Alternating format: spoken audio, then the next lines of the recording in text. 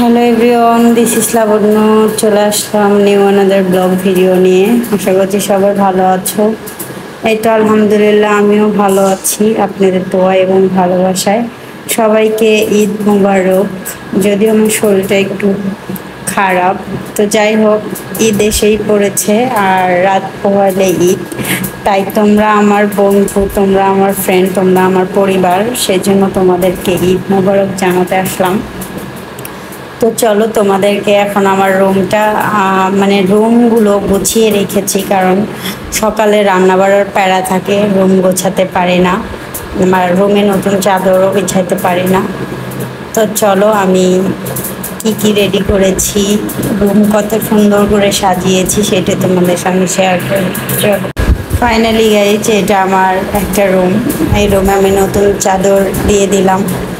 যদিও আমার শরীরটা অনেক বেশি অসুস্থ, তারপরেও রুম সাজাতে সবারই ভালো লাগে।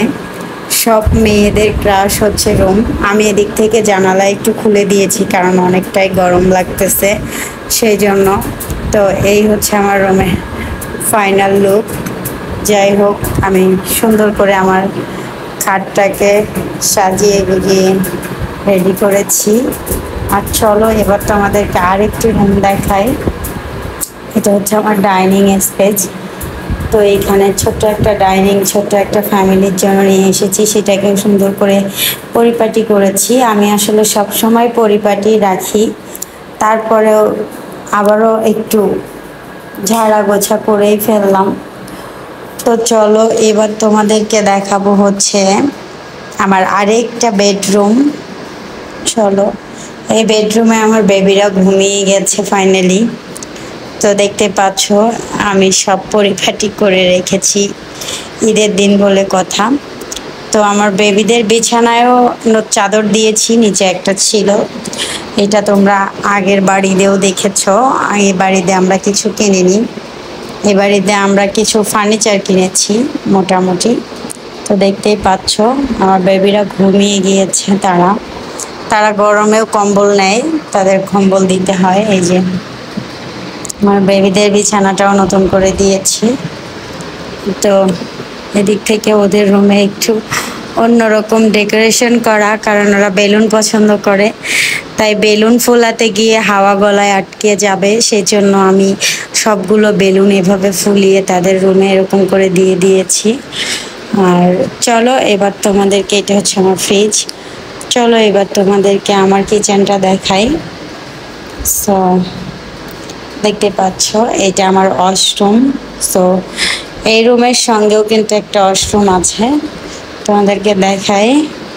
আমার রুম ট্যুরের ভিডিও তোমাদের সঙ্গে আমি ঈদে একবার শেয়ার করেছিলাম, আবার ঈদে শেয়ার করছি। এইটা একটা কিন্তু, ঠিক আছে। এইখানে একটা ওয়াশরুম আছে, এই তো। এটা হচ্ছে হাই কমোড। তো চলো, সবকিছু পরিষ্কার করে ফেলেছি। আর এই তো আমার বেবিরাও ঘুমিয়ে গেছে। এবার তোমাদেরকে কিচেনটা দেখাবো আর আমার পাটা দেখাবো ফাইনালি। চলো, এদিক থেকে তোমাদের ভাইয়াকে ওষুধ আনতে পাঠিয়েছি। এই তো আমার কিচেনটা আমি সুন্দর করে ঈদের মধ্যে আরো পরিপাটি করেছি, দেখতে পাচ্ছ।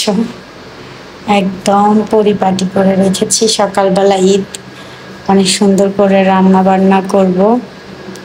আর এদিক থেকে একটা র্যাকও রেখেছি আমি আমার সামর্থ্য মতো।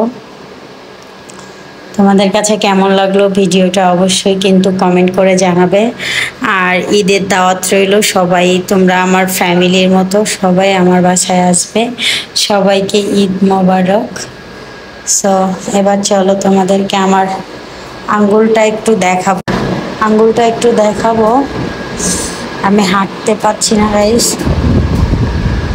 অনেক বেশি টায়ার্ড। চলো দেখাই। এই তো দেখতেই পাচ্ছ, এটা হচ্ছে এই যে এই দরজা দিয়ে, দরজাগুলো মানে নতুন ফ্ল্যাট, তো নতুন করে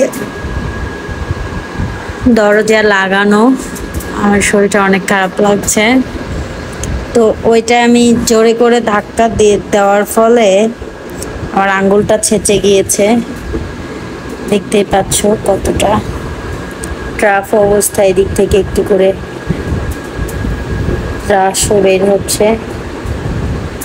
তো সকালে ঈদ, আমার পাটা অনেকটাই ফুলে গিয়েছে। এই তো দেখো এই পাটা কেমন আর এই পাটা কেমন হয়ে গেছে ফুলে।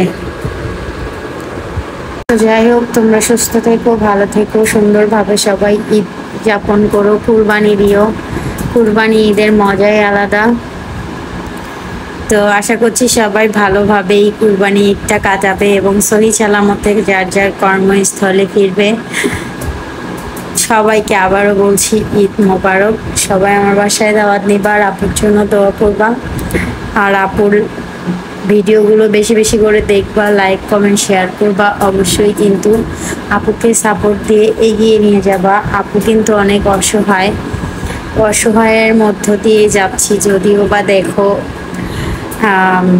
সব কথা তো ভিডিওতে শেয়ার করি না। যাই হোক, শেয়ার করার মতো অপশনেও আমি থাকি না। আর নিজের জীবনের কথা নিজের জীবনের মধ্যেই রাখা উচিত, নিজের মনের মধ্যেই রাখা উচিত। যাই হোক, আল্লাহ যেভাবে রাখছে আমাকে তাতেই শুকরান, আলহামদুলিল্লাহ।